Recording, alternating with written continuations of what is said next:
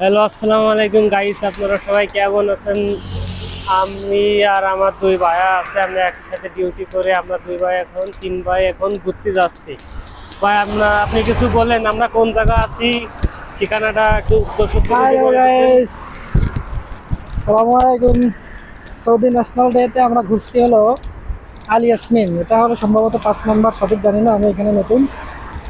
তো ওই যে ন্যাশনাল ডেতে সৌদির যারা আছে তারা দেখেন কিভাবে ঘোরাঘুরি করতেছে, আমরা তা দেখতে আসলাম। আমরা আজনবী তো সে তোমাদের কেমন লাগতেছে ঘোরাঘুরি করে? খুব ভালো লাগছে। আলহামদুলিল্লাহ, আমাদেরও ভালো লাগতেছে। এই যে ভিউটা দেখতেছি, আসলে সৌদির সুন্দর জায়গা হলো রাতে, দিনে সবাই ঘুমায়, রাত্রে দেখেন সবাই গাড়িতে করে ঘুরতেছে। তো আলহামদুলিল্লাহ সব মিলে অনেক ভালো লাগতেছে। আশেপাশের সিস্টেমটা কি ভালো লাগতেছে? বাংলাদেশে ধরেন বাংলাদেশে কি এ জায়গা হলো গরম, তো গরমের ভিতরে দিনে বেরোতে তো বেরোনো যায় না। এখানে রাত্রে বেরোলে ভিউটা ভালো লাগে, দৃশ্যটা ভালো লাগে, একটু ঠান্ডা ঠান্ডা আবহাওয়া। কিন্তু দিনে মানে বেরোলে আপনি তো মনে করেন যে 50 ডিগ্রি 60 ডিগ্রি সেলসিয়াস। আর রাস্তা কইছি ভাই, একই রাস্তা দিয়েই যা আশা করে, কিন্তু যে এখানে বাঁক বাঁক রাস্তা আপনারা দেখতে পাচ্ছেন, বাঁক বাঁক রাস্তা।